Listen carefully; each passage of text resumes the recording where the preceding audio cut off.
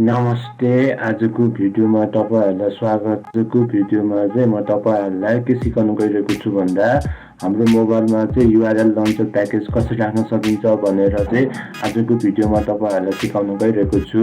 यदि तपाईहरुले मेरो च्यानल पहिलोचोटि भिजिट गर्नु भएको छ भने कृपया मेरो च्यानललाई लाइक, शेयर, सब्स्क्राइब र साइडमा भएको बेल आइकनलाई प्रेस गरेर अल नोटिफिकेसनमा क्लिक गरिदिनु होला। अब हामी भिडियोलाई ढिलो नगरिकन आजको ट्युटोरियलमा जानेछौँ। आजको ट्युटोरियलमा चाहिँ म तपाईहरुलाई यो URL लन्चर चाहिँ हाम्रो मोबाइल एप्लिकेसनमा चाहिँ कसरी राख्न सकिन्छ भनेर चाहिँ आजको भिडियोमा तपाईहरुलाई सिकाउन गइरहेको छु।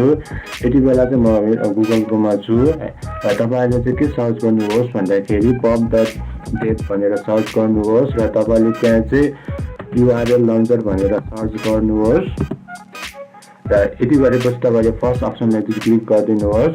यो URL लन्चर भनेको एउटा हाम्रो फ्लटरको एउटा प्याकेज हो र यसलाई चाहिँ अब हामीले हाम्रो मोबाइल एपमा कसरी देखाउने भनेर चाहिँ तपाईले चाहिँ अब के गर्नुहोस् भन्दाखेरि तपाईले त्यसको डकुमेन्ट पनि पढ्न सक्नुहुनेछ।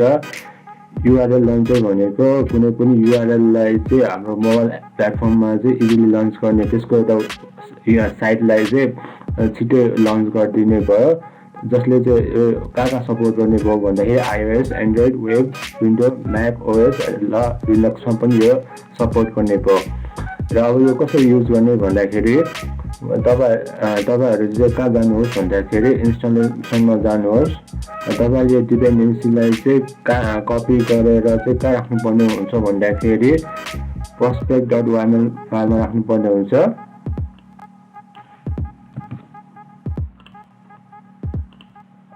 र यति गरेपछि चाहिँ तपाईले गेट प्याकेज गरिदिनु हैन। त्यसपछि तपाईले के गर्नुहोस् भन्दाखेरि यो कन्टेनरलाई चाहिँ तपाईले स्काफोल्ड बनाइदिनुहोस्। स्काफोल्ड भनेको हाम्रो मोबाइल एप्लिकेसनको एउटा ब्ल्याङ्क स्क्रिन पनि भन्न सकिने भयो। यसमा दुईवटा प्रोपर्टी हुने भयो। त्यो दुईवटा प्रोपर्टी भनेको एउटा एप बार र अर्को बडी भन्ने प्रोपर्टी। अब म एप बार भन्ने प्रोपर्टी राख्न चाहन्छु। एप बार भन्ने यसले प्रोपर्टी लिने भयो, यसले एप बार भन्ने एउटा विजिट लिने भयो र एप बारमा चाहिँ म ब्याकग्राउन्ड कलर चाहिँ चेन्ज गर्छु। त्यसको लागि तपाईहरुसँग ब्याकग्राउन्ड कलर भन्ने प्रोपर्टी छ र तपाईले चाहिँ त्यसलाई आफुलाई मन लागेको कलर हाल्न सक्नुहुनेछ। र त्यसपछि चाहिँ म एप बारको टाइटल भन्ने प्रोपर्टी राख्न चाहन्छु। टाइटल जेनरली हाम्रो टेक्स्टमा लिने भयो, टेक्स्ट भन्ने विजिट।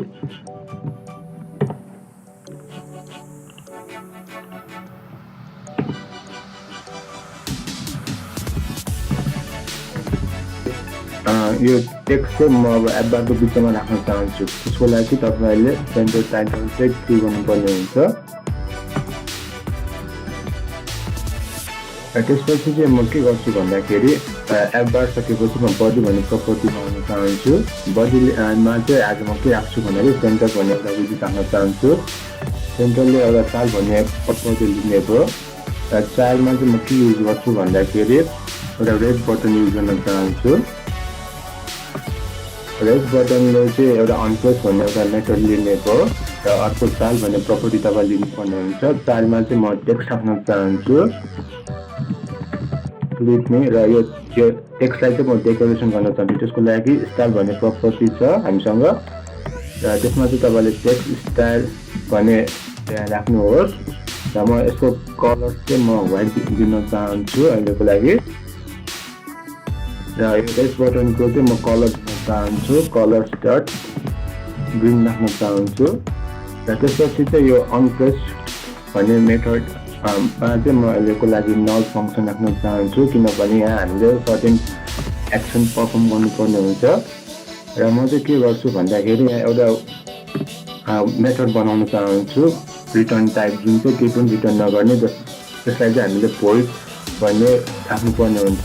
भोइडले चाहिँ केही पनि रिटर्न गर्दैन। र म यहाँ के गर्छु भन्दाखेरि URL भन्ने एउटा मेथड बनाउन चाहन्छु,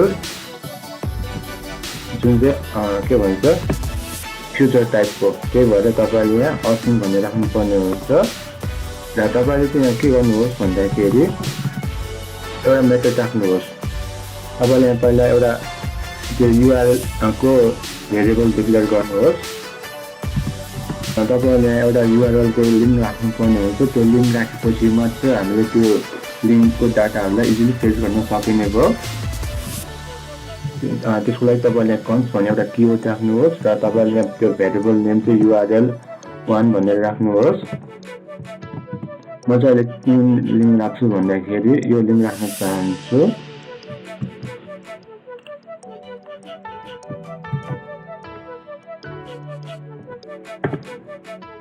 र त्यसपछि चाहिँ के गर्नुहोस् भन्दाखेरि एउटा कन्डिसन राख्नुहोस् तपाईले यहाँ if await can launch भन्ने मेथड एउटा भयो। यहाँ यसको भित्र चाहिँ तपाईले के राख्नुपर्ने हुन्छ भन्दाखेरि URL1 भनेर राख्नुपर्ने हुन्छ। भयो भने चाहिँ URL1 भयो, सरी यहाँ क्यापिटल U हुनुपर्ने।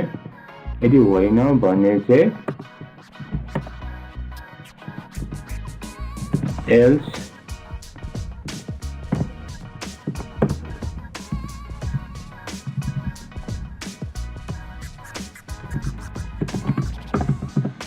throw cannot launch the र यति गरेपछि चाहिँ तपाईले मेथड बनाउनु भएको छ नि URL तपाईले माथि कल गर्नुपर्ने हुन्छ।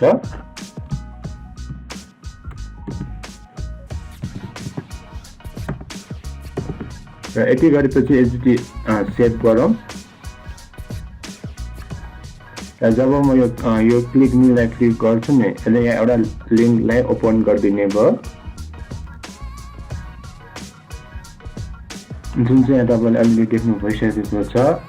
मैले यो लिंक चाहिँ URL मा राखेर चाहिँ यसको डाटाहरूलाई चाहिँ फेच गर्न लागेको थियो with the help of URL launcher package, जुन चाहिँ तपाईले यहाँ अलरेडी देख्नु भइसकेको छ। आई होप अब तपाईहरुले URL लन्चर प्याकेज कसरी राख्ने भनेर अलरेडी बुझिसकेको हुनुपर्नेछ। यदि केही प्रब्लम आएमा तल कमेन्ट बक्समा कमेन्ट गर्नुहोस् र म त्यो सकेसम्म रिप्लाई दिन्छु। र आजलाई चाहिँ यति, धन्यवाद।